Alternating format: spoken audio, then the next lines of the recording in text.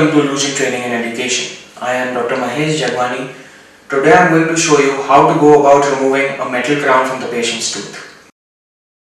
We have already discussed the reasons and techniques for removing cemented crowns from the patient's tooth. Today I will use a similar carbide burr. This time it's a gold series burr to cut through a metal crown.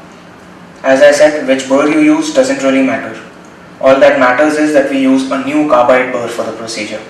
The patient reported with a metal crown on the 3/6 which was placed after the root canal treatment. She wasn't really happy with the metallic appearance of the crown and requested a change to a metal free. So I'm going to replace this with a Brazil crown. I am packing in a small size retraction cord just to provide some amount of vertical retraction only on the buccal side. This will enable me to cut the crown at the gingival margin without nicking or damaging the gingiva. This is a 00 cord that I am using.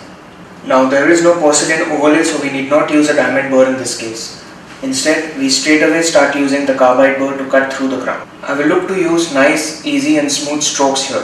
The more pressure you apply, the more difficult it gets to cut through and the burr just tends to stop on you. So just be a little patient and cut smoothly. We always use the sides of the burr to cut through the crown rather than the end. As usual, we start cutting on the buccal surface and I will stop cutting once I have exposed the tooth structure underneath to create a trough.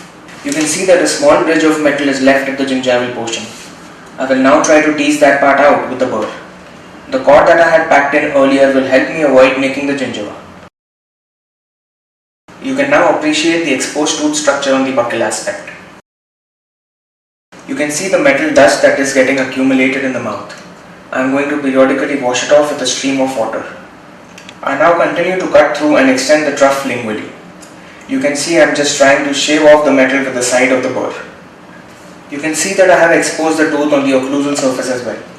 So the trough that I had created initially has now been extended further.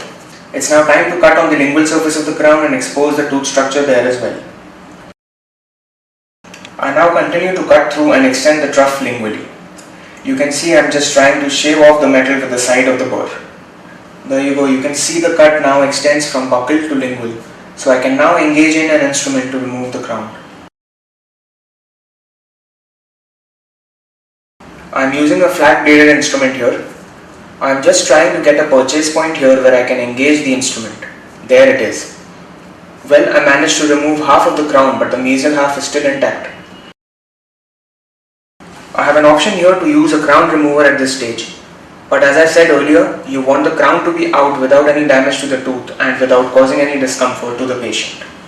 So I decided to section this crown further, mesodistally this time. I am going to use the same carbide burr again. I am using smooth and gentle strokes just like before, just trying to brush away the metal with the sides of the burr.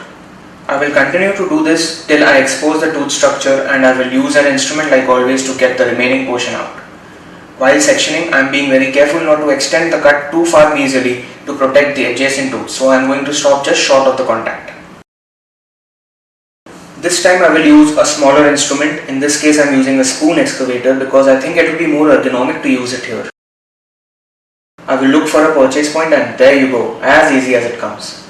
So this is the crown which is out in two pieces and this is the tooth that was underneath the crown. So you really don't have to use high-end and expensive equipment to remove a crown. All you need is a good burr and some hand instruments that will do the job. Well, that's about it for today's episode. Please write in your comments, suggestions and requests to feature certain specific procedures at the email address mentioned below.